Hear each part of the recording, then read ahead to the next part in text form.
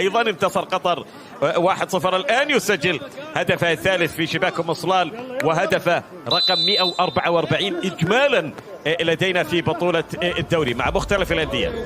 كان جوناثان يقل الكرة في الطرف الأيسر حاضرة لمصلحة يساعد كمساعد أول طبعا رمزان الرمزاني المساعد الثاني. الآن بلمسة في الوسط عبد الرحمن رأفت أمامية حاضرة مباشرة مقطوعة لمالانجو ومحمد أحمد يطلق الصافرة يشير إلى وجود خطأ. سلامات إن شاء الله، سلامات عادل علوي. تعود النقلة مجددا يوعون في ختام الجولة.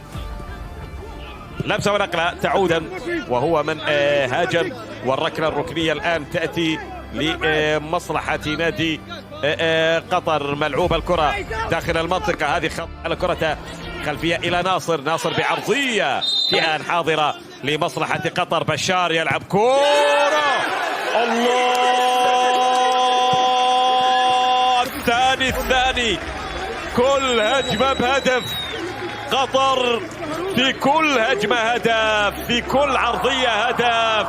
معتز هذه المرة هو مع نادي قطر ليسجل في هذا الموسم. وصل 1-0 بعدها طبعا 4 مباريات متتالية قبل التوقف. لكن هنا انطلاقة، هنا كرة إلى كوتجيا. جوناثان كوتجيا يسدد كرة لكنها بعيدة تماما وضعيفة إلى خارج الملعب. أيضا تتحدث في أول نصف ساعة في مبارياته فقط هدف واحد.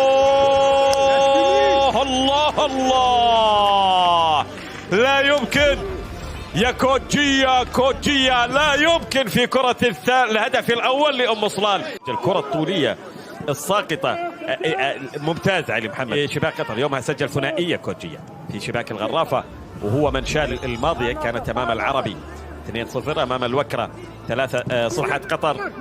ناصر بير يقل الكرة في الطرف الأيمن فيها تدخل في الكرة الأخيرة.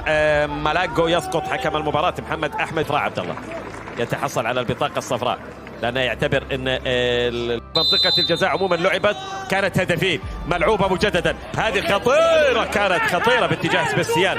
هذه المرة عاشرة إلى المهاجمين حلوة وجميلة، لكن أيضا يحسب على دفاعات قطر ثابتة وطريق وحل رائع. جواو على التنفيذ، جواو يقل كرة تعتري العارضة. كرة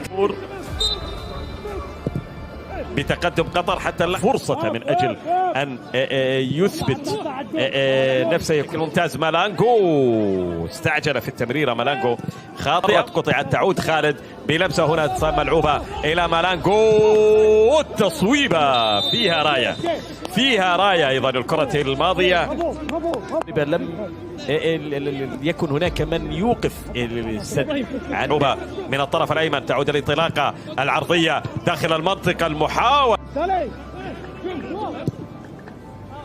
تعود بنفسه في الجبهة 16 بالنسبة للرهيب الرياني، لكن الدوري لم يكن كذلك. هذه كرة الثالث. الله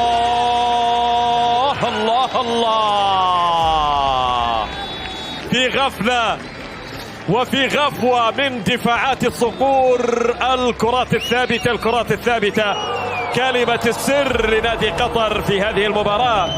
نقطة الضعف الواضحة لدفاعات أم صلال في هذا اللقاء الكرات الثابتة. بدر بنون هذه المرة يظهر المغربي المدافع في كرة. شوف لما لعبت ساقطة خلف الدفاع ما في رأي. يا سلام على هكذا إنهاء يا بدر. الله